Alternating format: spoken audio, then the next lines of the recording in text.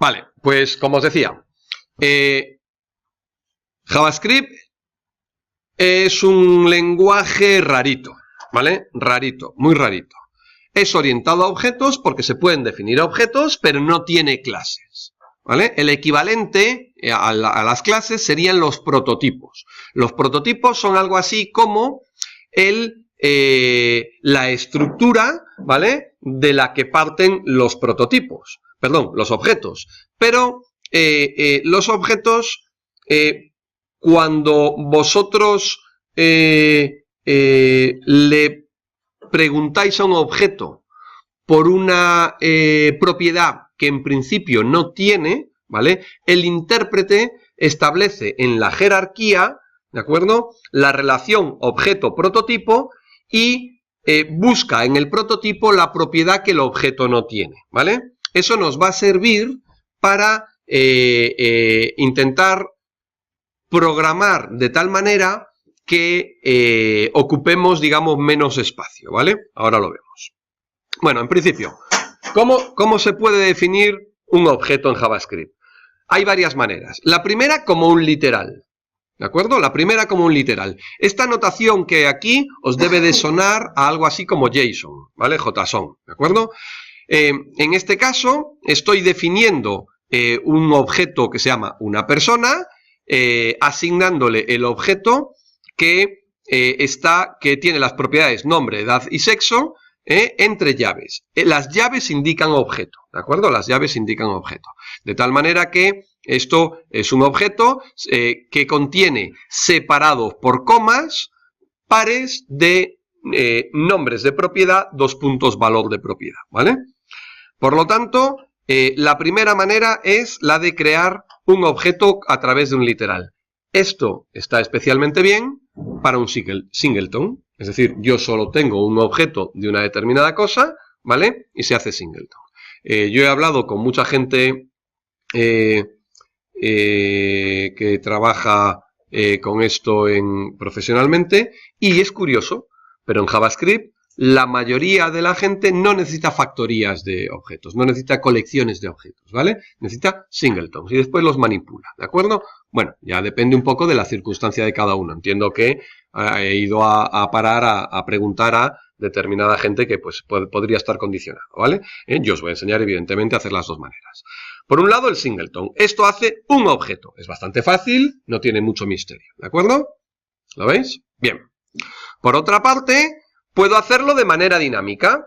Yo puedo, si os fijáis, crear el literal un objeto vacío, ¿de acuerdo? Y dinámicamente irle añadiendo con la notación punto o con la notación de corchetes, ¿vale? Propiedades y valores, ¿vale? De esta manera creo el objeto una persona como un objeto vacío y le voy añadiendo dinámicamente estas propiedades con estos valores. ¡Ojo! También podría hacer una combinación, es decir, yo podría crear un objeto con una serie de propiedades en la inicialización en el literal y después añadirle dinámicamente más propiedades. No hay ningún problema, ¿vale? Los objetos pueden crecer dinámicamente como queráis. Por último, tenemos los constructores, ¿vale? A mí personalmente me gustan, pero hay que reconocer que yo provengo del mundo académico y la idea de que existe un constructor, el operador new, etcétera, etcétera. Podéis leer por ahí, no sé si lo comenté, pero podéis leer por ahí que hoy en día hay autores que están en contra de la utilización de los constructores. ¿Por qué? Porque en JavaScript los constructores, como veis aquí, son funciones, ¿vale? Esto es un constructor. Esto crea, cuando yo lo llamo con el operador new, crea el objeto persona, ¿vale? Bueno, persona 1, con las propiedades nombre, edad y sexo, ¿vale? A la que le asigno los valores que le acabo de pasar como parámetros. Este es el único caso en el que yo soy partidario de repetir, ¿vale? Los identificadores de las propiedades con los identificadores de los parámetros, ¿de acuerdo? De tal manera que se asocian rápidamente, ¿eh? Si podéis, lógicamente, hay casos en los que no se puede, ¿vale? Bien. ¿Por qué decía que hay personas, hay autores que no son partidarios de utilizar esto?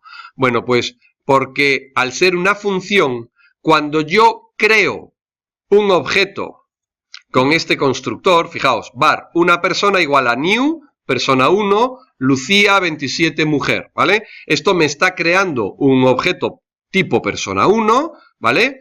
Almacenado en la variable, en el objeto una persona, con el nombre Lucía, la edad 27 y el sexo mujer, ¿vale? ¿Qué es lo que pasa? Que mantienen que si yo, como programador, me olvido de poner el operador new, ¿vale? Estoy ejecutando la función persona, ¿vale? Entonces, pero persona 1 en este caso. Entonces, no me da un mensaje de error. Y es un error relativamente difícil de encontrar, porque no hay ningún error. O sea, la función se ejecuta con normalidad, ¿vale?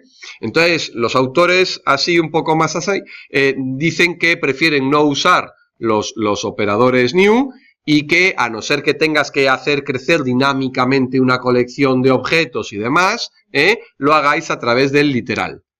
Bien, es una opinión como otra cualquiera. Yo personalmente me parece mucho más claro el código, ¿vale? Cuando se utilizan constructores, ¿vale? Lógicamente, cuando se utilizan constructores, si son necesarios. Si yo solo voy a tener un objeto, utilizo un literal y me quedo tan tranquilo. ¿De acuerdo?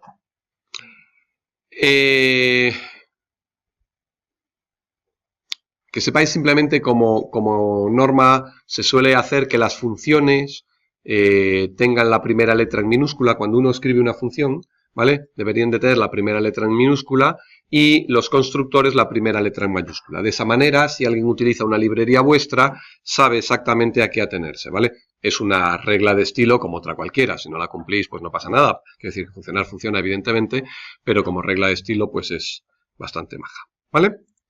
Bien, bueno, tenéis la misma manera, lo mismo, pero con la notación de corchetes, ¿vale? De array asociativo, en vez de la notación punto. Esto es exactamente igual, lo habéis estado usando con regularidad y no tiene más historias, ¿vale? Bien, punto 1. ¿Cómo creo yo una propiedad privada? Cuando yo creo esto, ya sea a través de un tipo de notación u otro, las propiedades nombre, edad y sexo son visibles desde cualquier punto del código, ¿de acuerdo? Una persona.nombre, una persona.edad, una persona.sexo son visibles, son leíbles y son asignables, ¿de acuerdo? Entonces son modificables, ¿eh? Eso, como siempre, corremos cierto riesgo.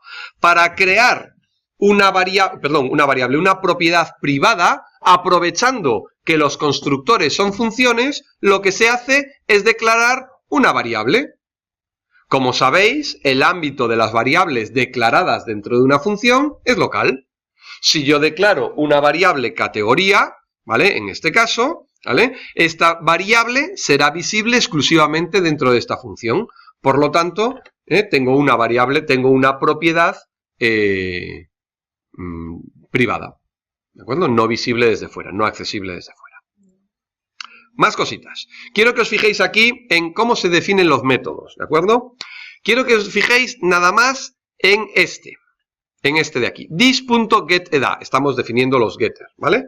This.getEda. La función, el constructor persona 1, recibe nombre, edad y sexo, establece las propiedades nombre, edad y sexo con this.nombre, this.edad y this.sexo. Bueno, por supuesto, como siempre, la palabra this hace referencia al objeto en curso, ¿vale? Está estableciendo la propiedad privada categoría igual a amigo, ¿vale? Como propiedad privada. Y quiero que veáis este this.getEda. This.getEda es una función y por lo tanto es un método que en este caso es muy sencillo y lo único que hace es return this.eda. ¿De acuerdo? Esta es la manera en la que se definen los métodos dentro del constructor. ¿Vale? Lógicamente, los métodos no deberían de tener más de un número determinado de líneas de código.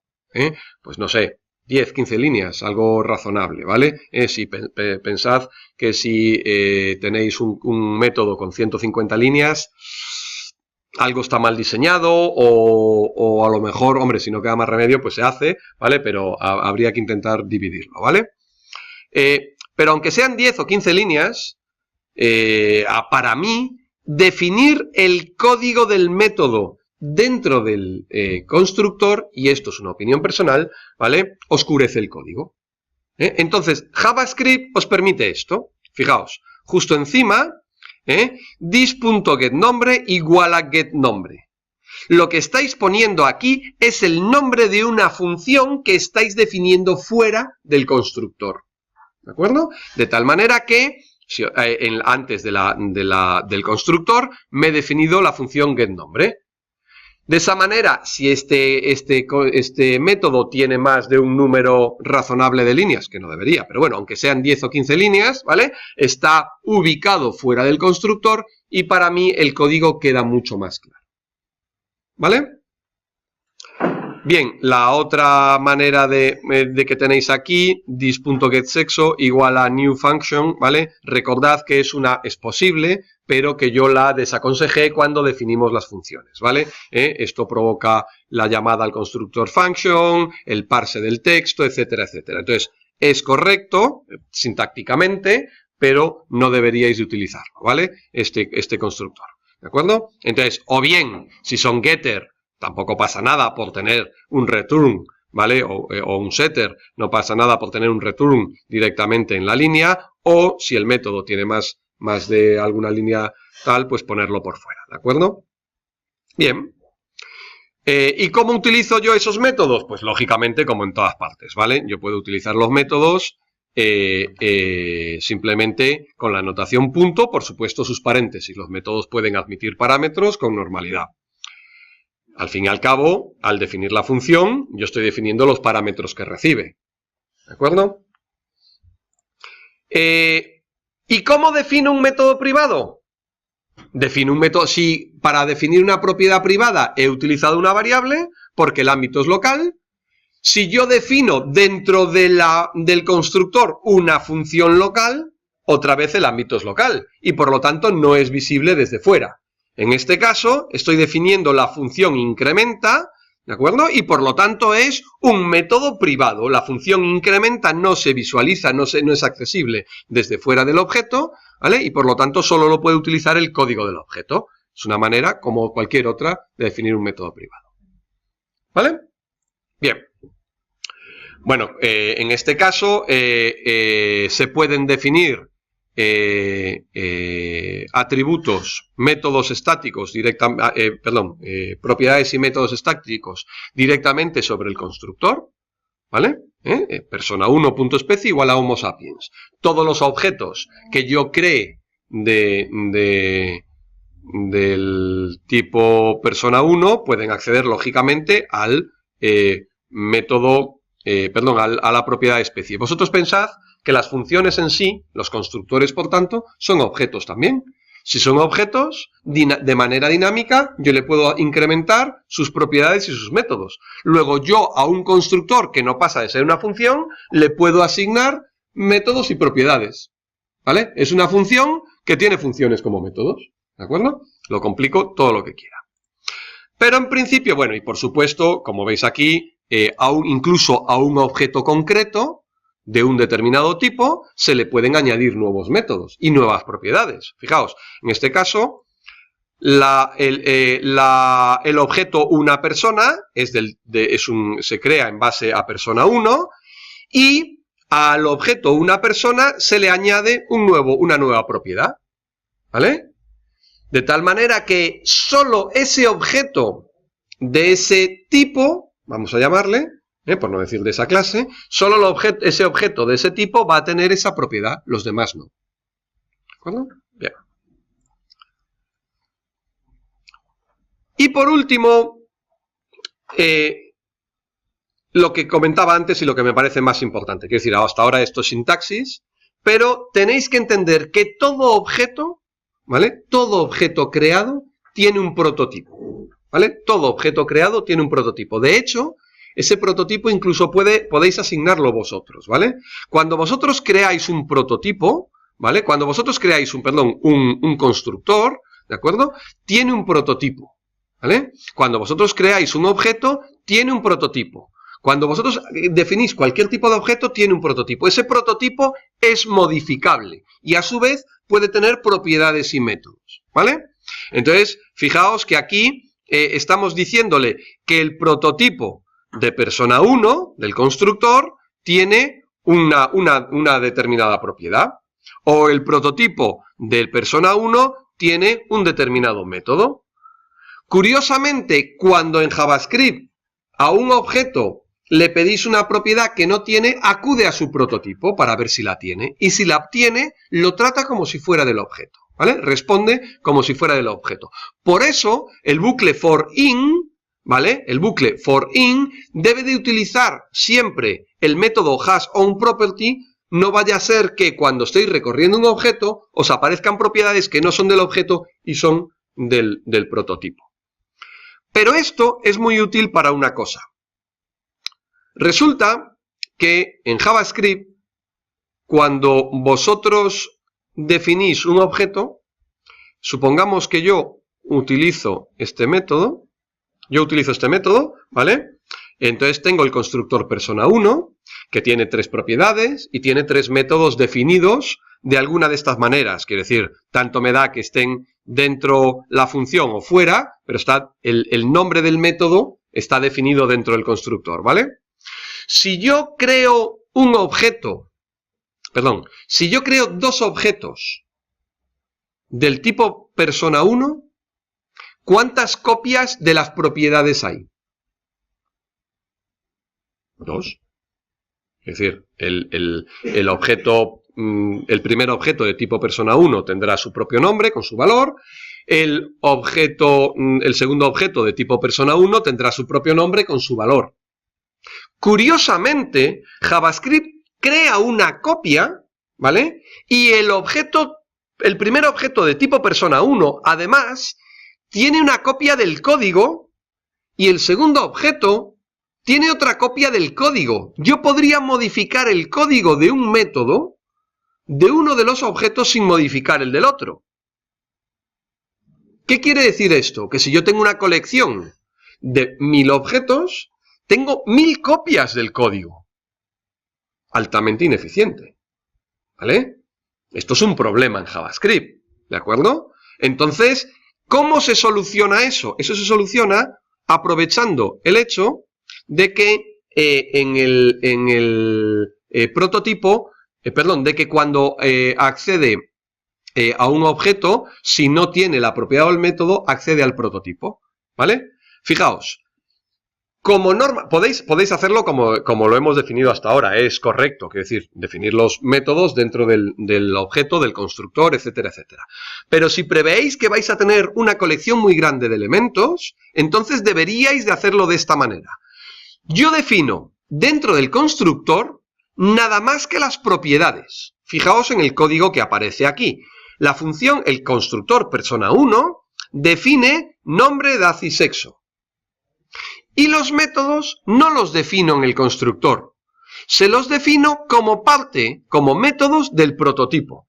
Persona1.prototype, año de nacimiento, ¿vale? En vez de declararme un método dis.año de nacimiento en persona 1, me lo declaro como parte del prototipo, ¿vale?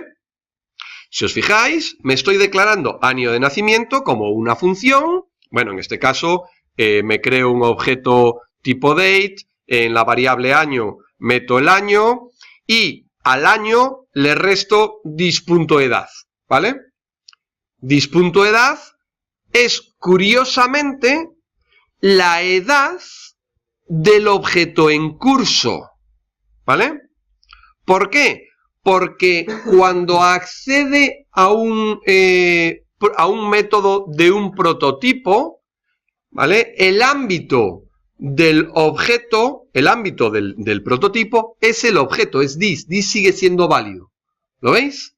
Eso es importante, claro. Si yo no pudiera hacer referencia en los métodos del prototipo al objeto en curso, no me serviría de nada trasladar los métodos al prototipo. ¿Lo veis? De tal manera que ahora, aunque yo tenga 1000 copias o 1000 instancias del objeto de tipo persona 1, tendré, lógicamente, 1000 copias de sus propiedades, pero habrá una sola copia del código porque depende del prototipo, ¿vale? No se han creado 1000 copias del código. De esta manera, yo puedo acceder cuando yo, fijaos, abajo, en el objeto una persona igual a new, persona 1, Santiago, 35, hombre, ¿vale?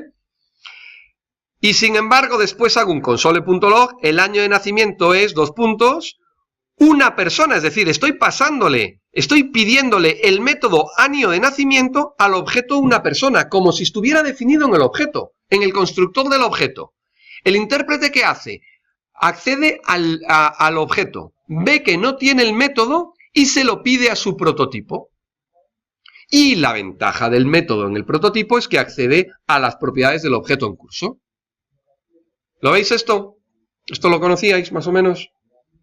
Pues es importante, ¿de acuerdo? Cuando trabajáis con colecciones, ¿vale? Cuando, evidentemente, si tengo una o dos instancias de un objeto, esto es lo de menos. De hecho, podría usar el literal, ¿de acuerdo? Pero esto es importante. Bueno, los objetos se pueden reducir en propiedades, se puede hacer delete, etcétera, etcétera. Las 2 o 3 transparencias que vienen ahora es la herencia, ¿vale? La herencia en JavaScript es un poco chapucillas porque hay que pedir que desde un objeto se aplique el constructor de otro, ¿vale? Entonces me vais a permitir que os lo deje aquí documentado, lo tenéis hecho, tenéis un ejemplo de cómo se puede hacer una herencia en un momento dado, pero mañana creo que es, en las siguientes clases, cuando veamos ECMAScript 6, la versión 6, ¿vale? Veremos herencia de una manera mucho más natural, que es la manera en que yo recomiendo utilizar la herencia ahora, ¿de acuerdo? Entonces, deberéis acudir a esta forma de tener herencia, que es, insisto, la llamada a un constructor desde dentro de otro. Fijaos, yo tengo un empleado que hereda de persona 1, ¿vale? Entonces, dentro de empleado, aplico el constructor persona 1, ¿lo veis? ¿De acuerdo? Entonces, digamos que dentro de un constructor, lo que le digo es, ejecuta llama al otro constructor para que se creen todas las propiedades sobre el mismo objeto, ¿vale? Y además hay que, en un momento dado, decirle que el prototipo del nuevo elemento es un objeto del anterior. En fin, se puede conseguir herencia, pero es un poco chapucillas. Entonces yo a estas alturas, a no ser que tengáis que tratar con versiones antiguas de los navegadores, ¿vale? En caso de necesitar herencia, yo os aconsejaría utilizar la nueva versión del 6 de JavaScript, ¿vale? Es mucho más sencillo, tiene la palabra clave extends, que entiendo que habéis utilizado en Java en cualquier momento, y se ve clarísimo cómo funciona una herencia, ¿vale? La tenéis aquí, pero bueno, no, yo creo que no es, visto la forma en la que hay que hacerlo, lógicamente parece poco razonable si tenéis una forma alternativa, sobre todo en un entorno tecnológico como se supone que es este máster, en el que tenemos que mirar hacia adelante y mantener una cierta compatibilidad con los de atrás, pero la modernización de los navegadores debería de ser importante en el próximo año, ¿vale? Bien, pues vamos a hacer un ejercicio ahora.